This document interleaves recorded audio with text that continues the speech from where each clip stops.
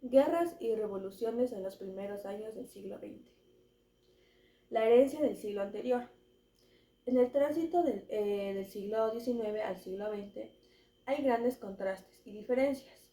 La revolución industrial había acortado el tiempo y las distancias con inventos como el telégrafo, el tren y el barco a vapor. Algunas ciudades tenían otro tipo como alumbrados públicos y la salud se veía beneficiada con el desarrollo de la anestesia y de nuevos medicamentos. La burguesía experimentaba una vida marcada por el estilo bohemio y la despreocupación. Las ciudades se transformaban y crecían rápidamente, por lo que eran habituales los paseos en los parques y los recientes construidas avenidas. Las visitas a los cafés, el teatro a la novedad cine. El proletariado, conformado principalmente por obreros, tenía una vida muy diferente. Muchas veces vivían hacinados en barrios cercanos o las fábricas y con salarios bajos.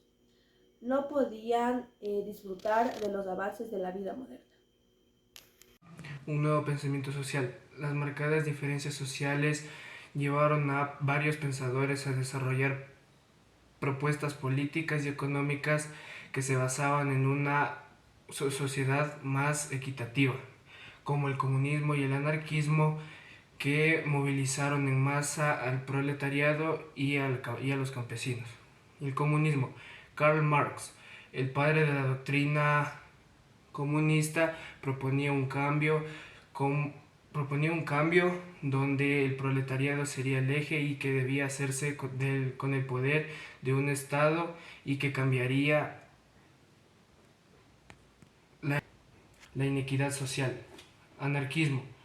Mijail Buchanan, filósofo y anarquista, rechazaba toda acción política y proponía que debía destruirse toda organización estatal. Pretendía que la sociedad se organizara mediante federaciones contextuales y pretendía que los campesinos y los obreros serían el motor de este cambio. Gracias. El imperialismo fue un sistema político y económico que surgió por la necesidad de las potencias mundiales de controlar nuevos territorios para invertir capitales en ellos, tener mercados más amplios y ubicar el exceso poblacional. Así, las potencias europeas buscaban y luchaban por vigilar política y económicamente territorios en África, Asia y América Latina. De este modo se establece lo que denominamos la División Internacional del Trabajo, en donde las colonias producen materias primas que venden a los imperios coloniales y compran de ellos los productos industrializados. El mapa refleja el apogeo del imperialismo cuando las potencias europeas dominaban gran parte del mundo. Este control colonial tenía como objetivo la explotación de recursos, el comercio y la explotación de la influencia política y económica de la metrópolis. Gracias. A inicios del siglo XX, Gran Bretaña debatía sobre el sufragio femenino y la educación, asegurando su crecimiento económico. Alemania bajó. Bismarck logró unificarse, aunque su monarquía no era democrática. Con Guillermo II adoptó políticas imperialistas que generaron tensión con otras potencias. Mientras tanto, las mujeres luchaban por el derecho al voto, destacando el movimiento sufragista en Reino Unido. Francia. Esta guerra con Alemania debilitó a Francia y implicó el fin del Segundo Imperio y el inicio de la Tercera República.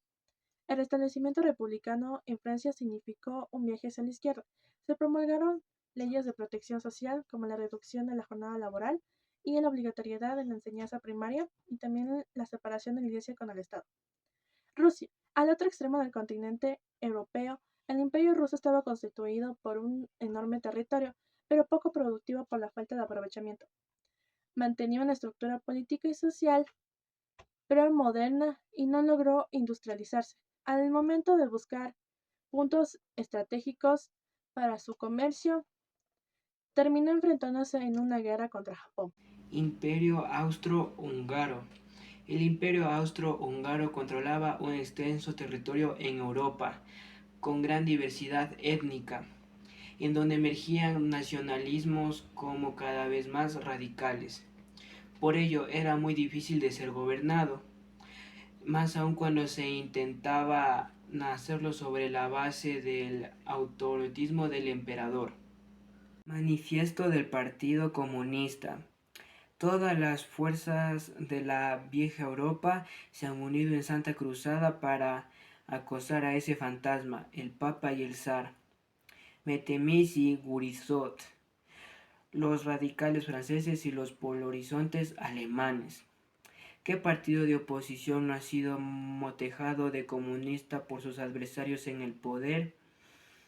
¿Qué partido de oposición a su vez no ha lanzado tanto a los representantes a la oposición más de avanzados como a sus enemigos reaccionarios el epíteto zarente de comunismo? De este hecho resulta una doble enseñanza, que el comunismo ya está siendo reconocido como una fuerza por todas las potencias de Europa, que ya es hora de que los comunistas se expongan a la faz del mundo entero sus conceptos y sus fines y sus tendencias, y que opongan a la leyenda del fantasma del comunismo un manifiesto de propio partido.